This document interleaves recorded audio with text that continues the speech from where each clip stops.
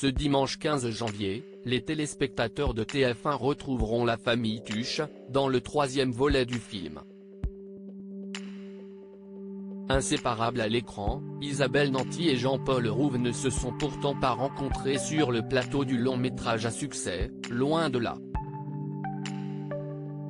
En 2011, le premier volet des Tuches sortait dans les salles de cinéma, et faisait exploser le box-office, alors que les Français découvraient avec bonheur les aventures de cette famille modeste, qui gagne la coquette somme de 100 millions d'euros au loto.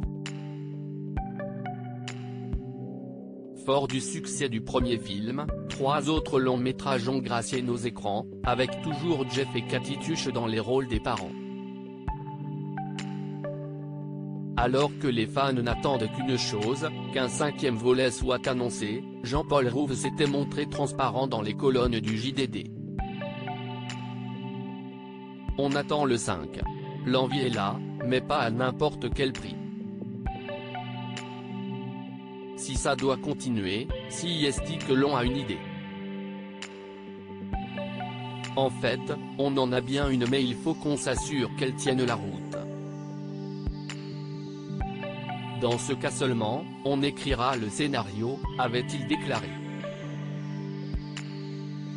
Isabelle Nanty, qui a commencé à tourner dans les années 80, a récemment confié que sa fille unique, Tallulah, était elle aussi intéressée par le milieu du cinéma. Une passion bien sûr transmise par sa mère, qui lui a même offert un petit rôle dans la 3e saison de la série Munch. Elle fait une apparition dans le dernier épisode de la saison. Elle joue une hôtesse d'accueil. Elle est super, avait-elle confié à Télé Magazine. Isabelle Nanty et Jean-Paul Rouve, élèves et professeurs dans une autre vie mais Tallulah n'est pas la seule à avoir été encouragée par Isabelle Nanty au début de sa carrière.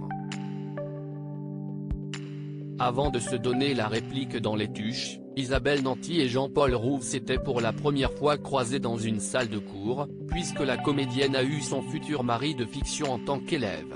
Cela fait partie des joies et des bonnes surprises de ce métier. Quand j'ai été la professeure de Jean-Paul, j'étais toute jeune, avait-elle expliqué. Isabelle Nanty s'était également épanchée sur l'élève qu'était Jean-Paul Rouve à l'époque. Il aimait le grand théâtre, le théâtre sérieux et artistique, il avait bon goût. Il jouait très bien, dès la première minute. Improbable mais vrai.